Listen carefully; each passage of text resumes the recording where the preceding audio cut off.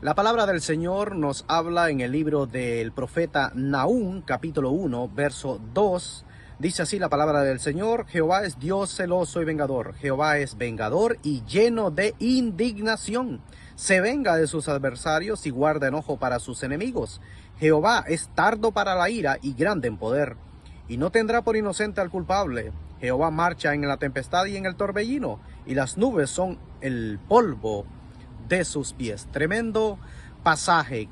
Habla el profeta Nahum profetizando a la ciudad de Nínive. La ciudad de Nínive Dios la había perdonado porque ellos se habían arrepentido en los tiempos del profeta Jonás, pero al tiempo ellos volvieron a la sandada. Y Dios es un Dios celoso. Aquí nos habla que Dios es un Dios celoso. El profeta Nahum profetiza en ese tiempo, pero hoy en día incluso hay una ciudad que se llama Capernaum, que significa el pueblo de Nahum. Caper es pueblo y Nahum pues refiriéndose al profeta Nahum. Incluso en el Antiguo Testamento también nos habla la palabra del Señor del celo de Dios. Él dice que no debe de adorar a imágenes ni postrarse sobre ellas, porque Él es un Dios fuerte, celoso, que visita la maldad de sus padres sobre sus hijos desde la tercera, o sea, hasta la tercera y cuarta generación, pero de los que le aborrecen. Y dice que hace misericordia sobre millares de aquellos que guardan sus pactos, o sea, guardan sus mandamientos. Dios es un Dios celoso. Hacer las cosas para Dios hay que hacerlas siempre en orden. Dios demanda muchas cosas, pero cuando las cosas no se cumplen, cuando la persona no está cumpliendo estos mandamientos, estos mandatos de Dios, esos estatutos, lo que Dios ordena, cómo se debe adorar a Dios, cómo hay que acercarse a Dios, cómo hay que enseñar incluso la palabra del Señor, cómo hay que comportarse en la iglesia, etcétera, etcétera, etcétera. Nuestra vida privada, hacernos un examen, cómo estamos delante de Dios, porque Dios es un Dios celoso.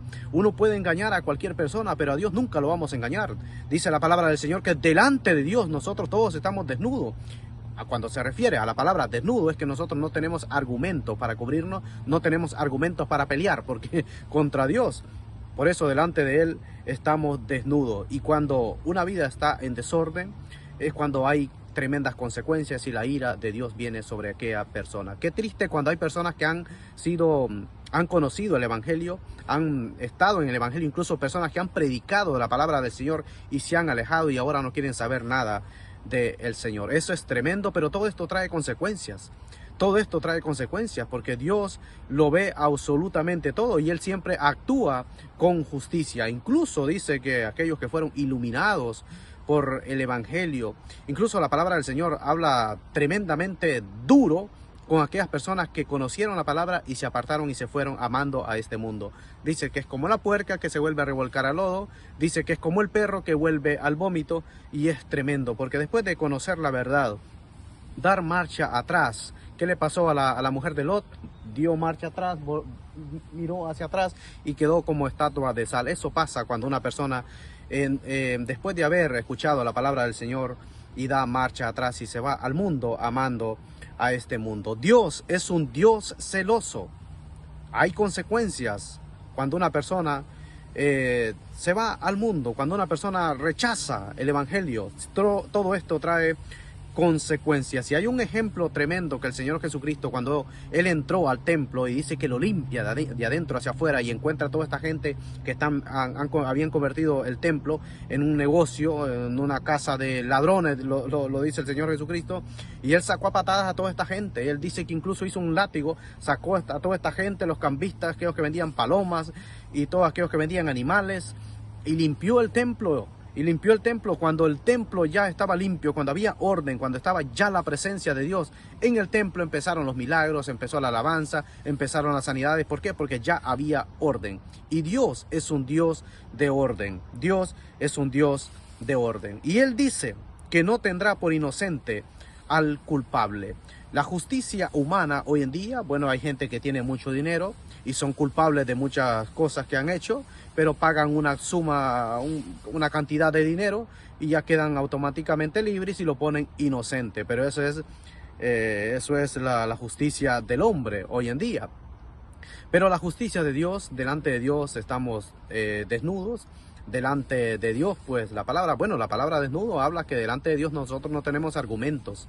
Él lo ve absolutamente todo, Él conoce todas las intenciones del corazón, Él sabe que nosotros, conoce nuestro futuro, Él lo conoce absolutamente todo, por lo tanto no podemos esconderlo delante de la presencia de Dios. Pero Él dice que no tendrá por inocente al culpable, y la pregunta es que, bueno, la Biblia nos dice que todos nosotros somos culpables, porque todos nosotros pecamos contra Dios, todos nos descarriamos contra Él, todos nos descarriamos y cada quien dice se fue por su camino, nos desconectamos de Dios, le fallamos a Dios y por lo tanto somos culpables también, no hay ni un inocente. El único inocente fue el Señor Jesucristo, pero ese inocente, el Señor Jesucristo pagó por cada uno de nosotros. Él murió en la cruz del Calvario para así nosotros ser declarados justos, y esa es la bondad de Dios, esa es la gracia de Dios. Ese es el amor de Dios. Él no quiere que nadie se pierda, por eso vino el justo a morir por todos nosotros los injustos. Y no tendrá por inocente al culpable, el pecador que no se ha arrepentido. Esta persona es culpable. Y en el día del juicio, si esta persona no se arrepiente, pues va a ser culpable.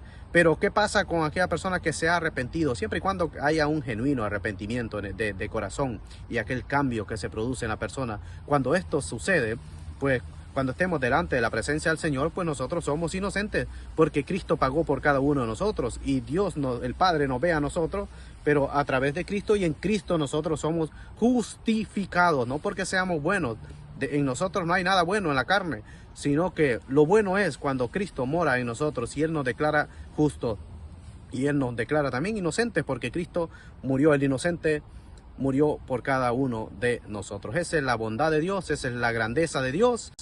Dios es celoso, es un Dios de orden, hay que hacer siempre las cosas decentemente y con orden, pero también Dios no tiene por inocente al que es culpable, y toda la humanidad es culpable. Por lo tanto, la única manera de ser inocente es entregando nuestra vida al Señor Jesucristo, y en Él, porque Él es inocente, pues agradamos al Padre con la fe puesta en Él. Que el Señor le bendiga.